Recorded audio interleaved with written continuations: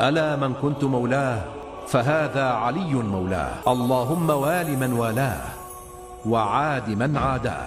My name is Brad Haber. I was born in Las Vegas, Nevada, and I lived there till I was 13 years old, and that was an interesting place to grow up as a kid. There was a lot of outdoor activities there, playing baseball and doing stuff in the desert, catching lizards and stuff. It was actually a fun place to grow up.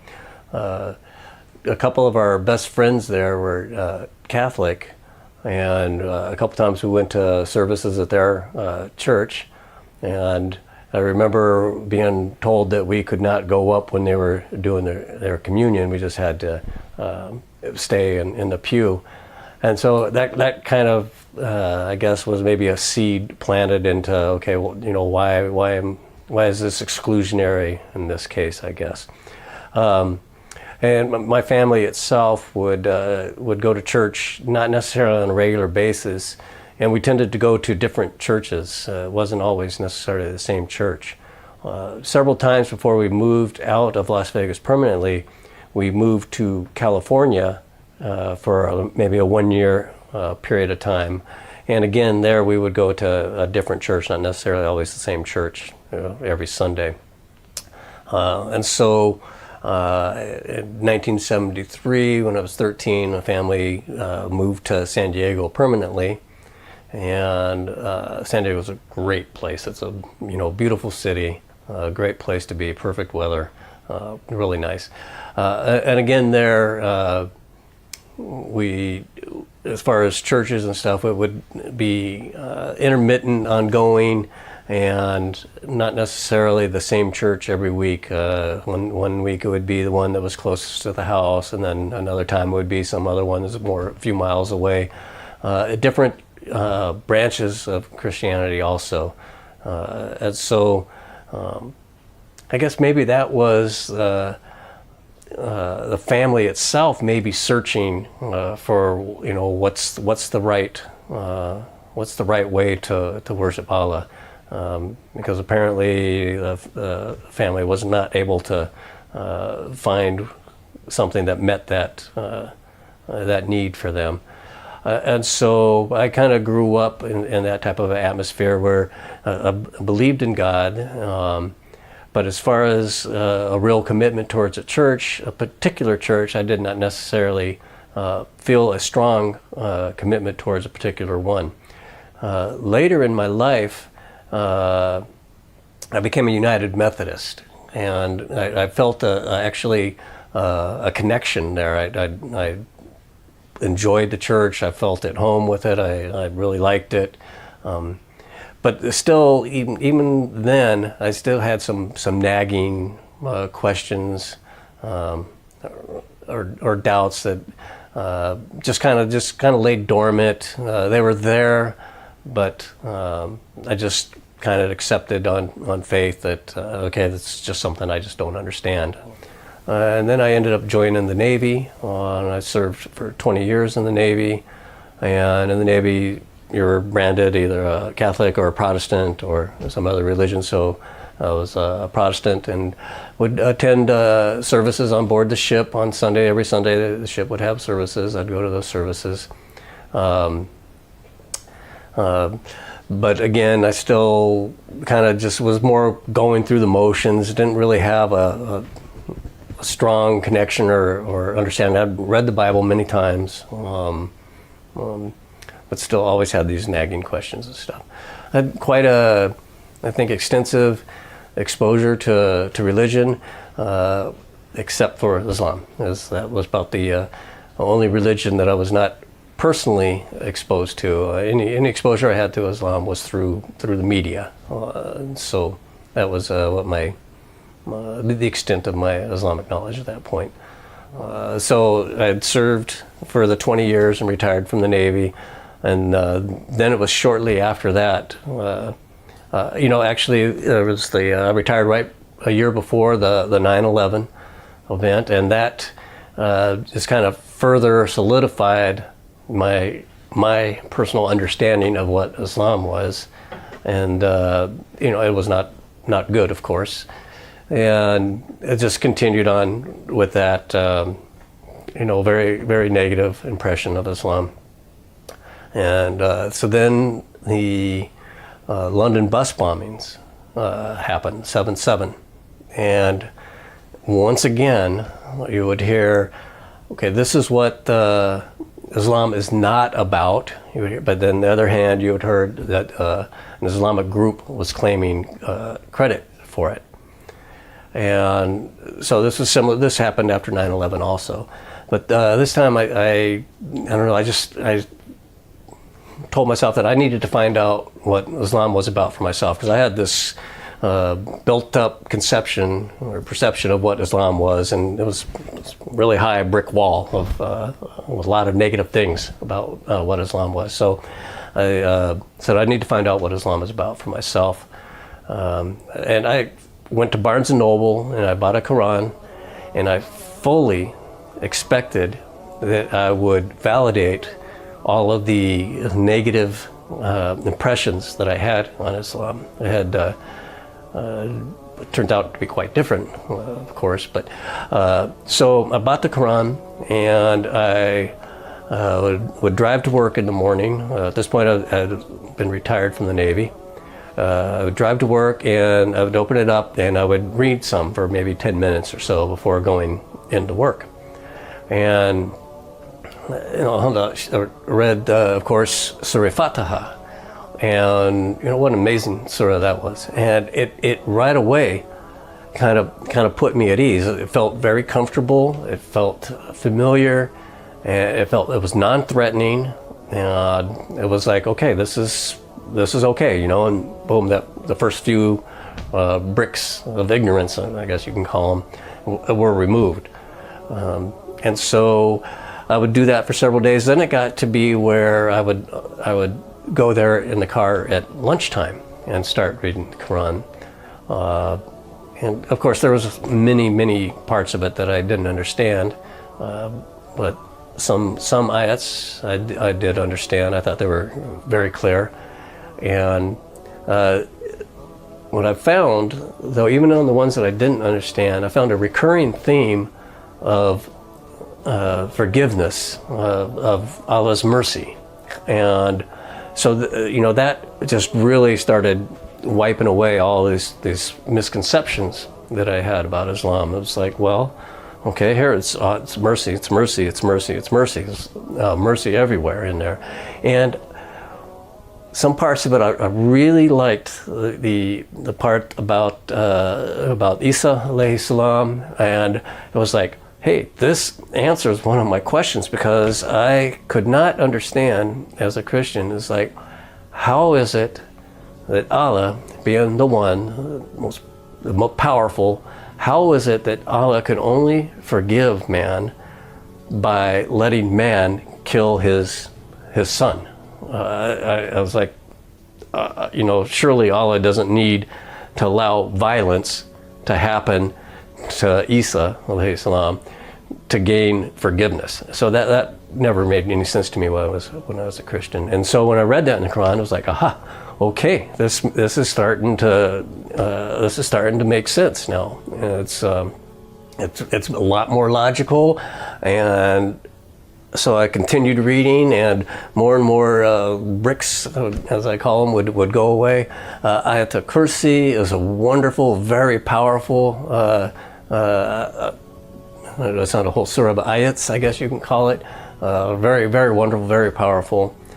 So there was a lot of the ayats, like I said, that made sense to me, that just seemed to be logical, and it answered questions that I had a long time about from when I was a Christian, and so it was really wonderful.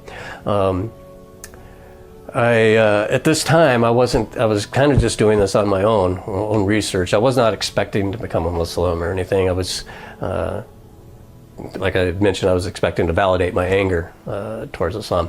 But I didn't tell my family that I was doing this. I just left the Quran on the front seat of my car, in case anybody noticed it, then they would do something. But nobody ever said anything. So I just continued to do this all on my own. After I finished reading the Quran. San Diego State University, the MSA there held a series of lectures on the prophets. And I went to those and again felt at ease that, okay, Islam is recognizing the same prophets that Christianity recognized, and they were honored in there. So again, there was nothing threatening about that at all. It felt very, like I said, very comfortable. Also along the line, I did some internet searches. And I found that if you're doing an internet search, you have to be careful of what you search for. You need to ask more broad questions like who is or who was type of questions instead of are type of questions, because then I found that you get much better results in those type of searches. And so I found some Islamic center that was close to my work, and I would try to go there. And many times it was locked up. Usually there was nobody there, but I just kept going. And Shukran one time it was finally open. There was two brothers there. They opened the door, let me in. One guy spoke English, and he told me, I asked if they had a library, and he told me sure, and go up to the library, led me up to the library, and he said, take whatever book you'd like. And there were, I believe, 3 books in English, so I took all 3 of those books. The others were, I don't know, Arabic or Farsi, or I'm not sure, but so I took the 3 English books they had.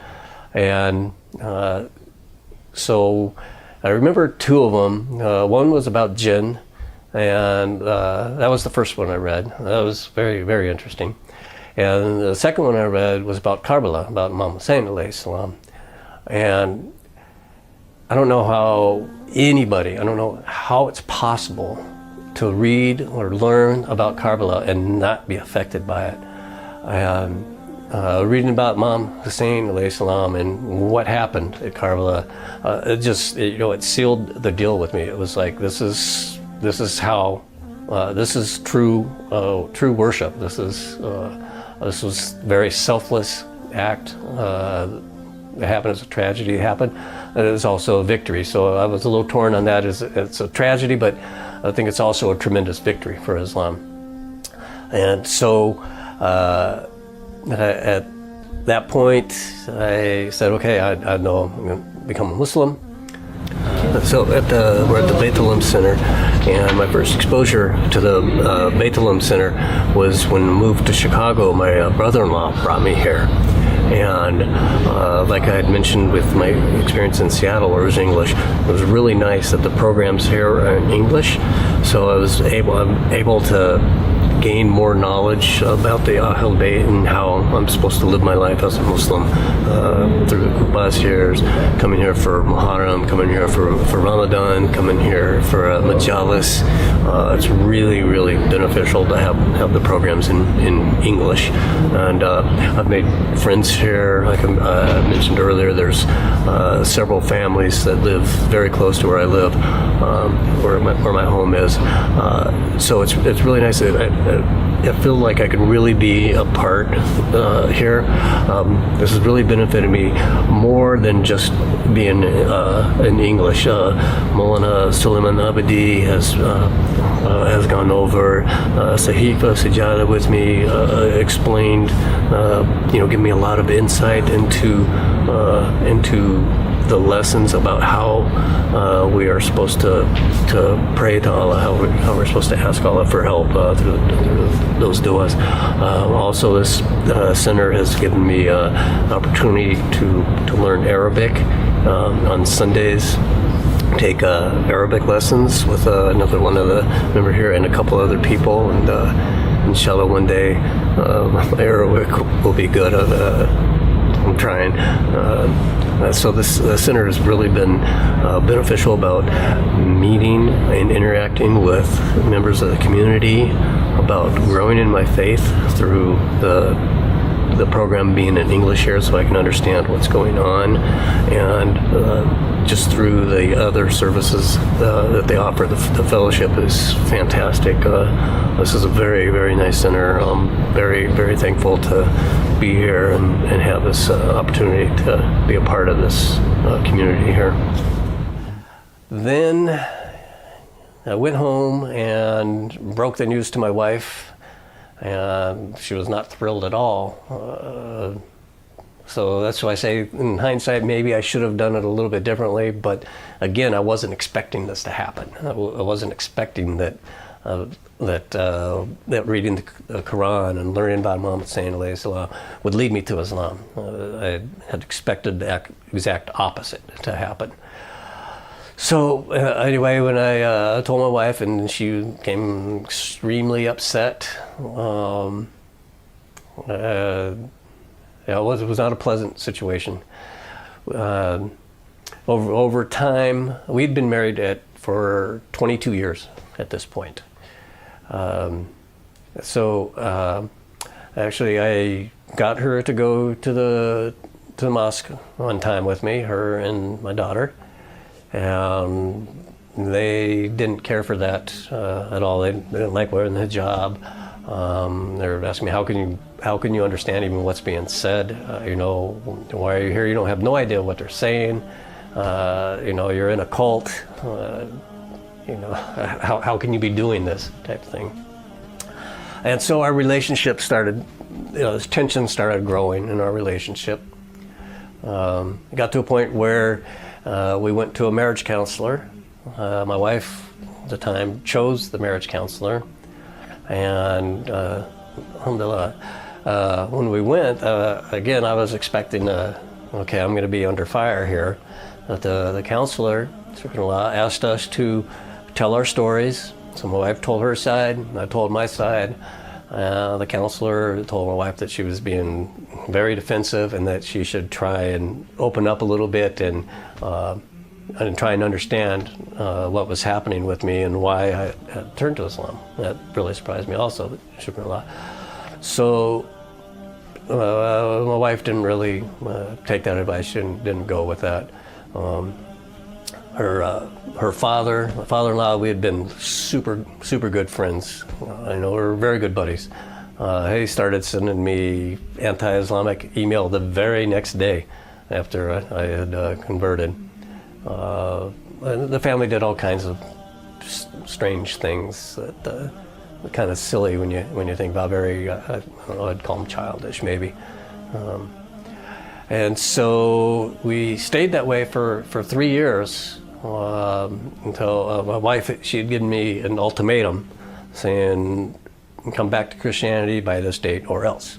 Obviously that day came and went, and nothing was going to remove me from my faith and my belief in Islam. And so we ended up getting a divorce. And I'd met a brother at the center, Brother Idris, and after a divorce, he told me about this website where I can maybe meet somebody, and so I put up a profile on the website. It's shiamatch.com, and that led to the marriage I'm currently in, and shukranallah, I have a wonderful wife now. Very, very happy with her, and we have three wonderful daughters, and very happy. It's been I miss my son and my daughter. I miss them very much, and wish I had a closer relationship to them than I do. I'm open and really want to be with them. But shukranallah, Allah has also given me these 3 daughters from my wife, and they're incredible, and I think we make an awesome family. I'm very happy. So I completed 20 years of service in the Navy and retired in San Diego, California, and I started a job for Cypress Semiconductor there, and I was there for perhaps 8 years working in San Diego when one day they came down to the office and laid off a lot of people, and they made myself and 3 other guys move to the Seattle office. And I thought Seattle was nice. It was okay, cold, cloudy, very different than San Diego. But it was a beautiful country. I liked it. It turns out my wife didn't care for it a whole lot. So as kind of a dare, or I don't know, dare or a challenge, I said, get a job in Chicago and we'll move to Chicago. She has a lot of family here in Chicago, so that's why I mentioned Chicago. And she called my bluff 2 weeks later. She had a job here in Chicago, so we packed up. I gave them a notice at Cyprus, and they were incredibly good to me. They told me that I could continue with Cyprus. I could work from my home here in Chicago. What a blessing that was, because the job market wasn't the greatest at that time. So that was very, very fortunate for me.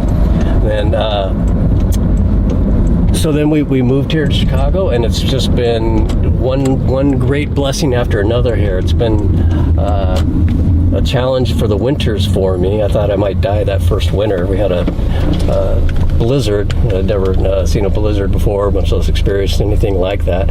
And I got a new definition of what snow is. A funny story, on the first day on the job in Seattle, I came outside to the car, and there was this little dusting of snow on the car, and that was the first place I'd lived where it actually snowed. So I went back inside and called up work, said, hey, do we have to come to work today because it's snowing? And of course I just chuckled and said, of course. And so I really found out what snow is once I moved here to Chicago, and it turns out I really like it here. It's been a great move for me. Shukran Allah that this happened. I've really enjoy the city. Has a lot of culture, a lot of experience, and one thing that's really good is the community here seems to be larger than the Seattle community, and so it's kind of nice that I get exposure to different centers,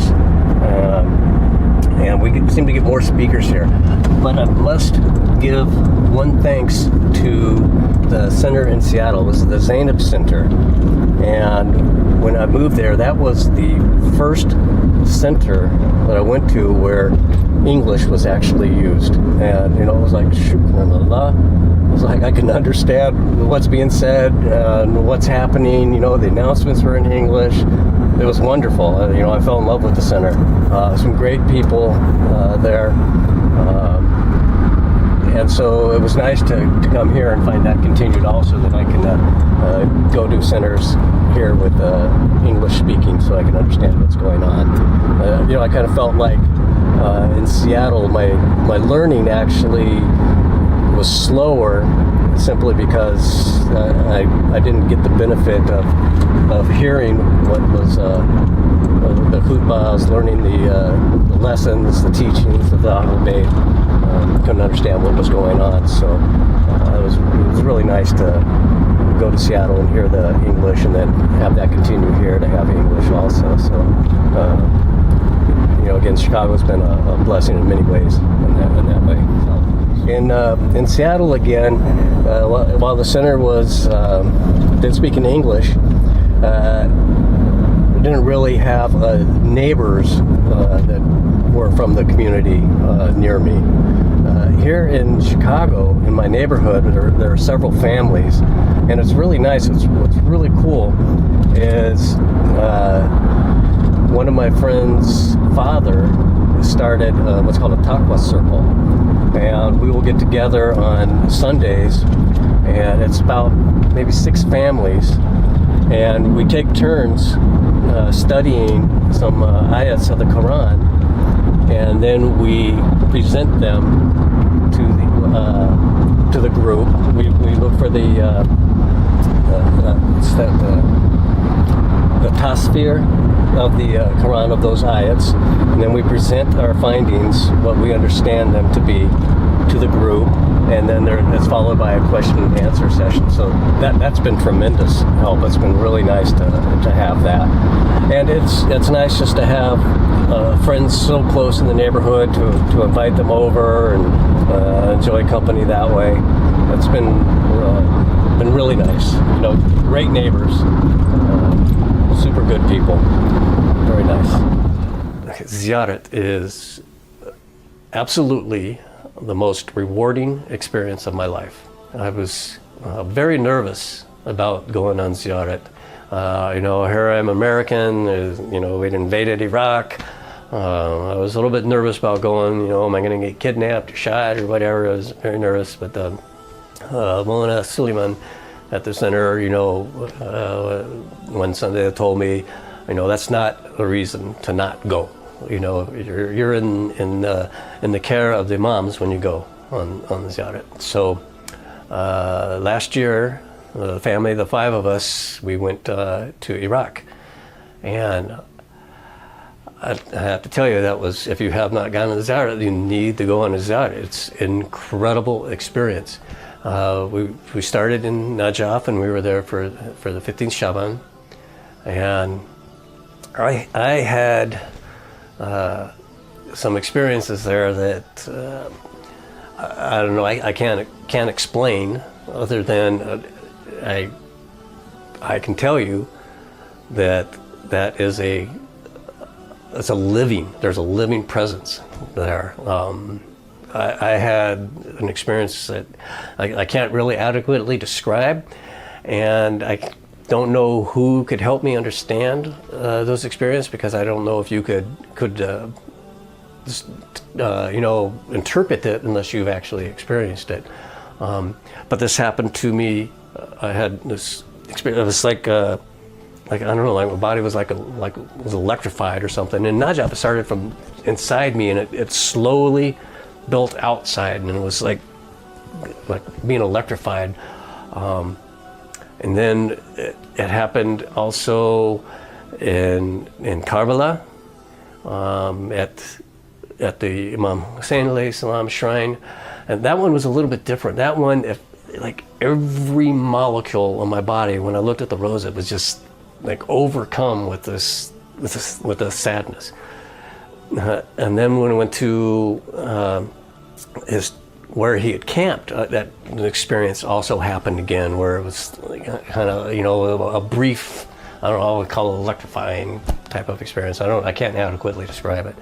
It happened there. It happened at Kazimain also, and we went to Masjid Saleh, and there's a corner there where the Imam of our time is going to be living. I believe, as tradition says, is where he will be living when he returns. And when I first entered that, I had this experience again. I stayed in there, and you know what? That was what's really amazing about it. You think about this, think about our imams, and think about their stature, and then you look at where they were going to be living. We saw Imam Ali alayhi salam house where it had been rebuilt, so modest, and look at the stature of this person. Same thing at Masjid Saleh. You go look at the living quarters, and it's so basic.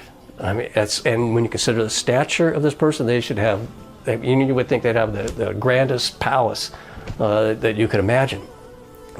But very humble, very humble. And so also when I left there, it happened again. So it happened, I had this experience twice at Masjid Saleh. So there is no doubt that it's a living place. There's a living presence at these places, and it's so well worth the visit.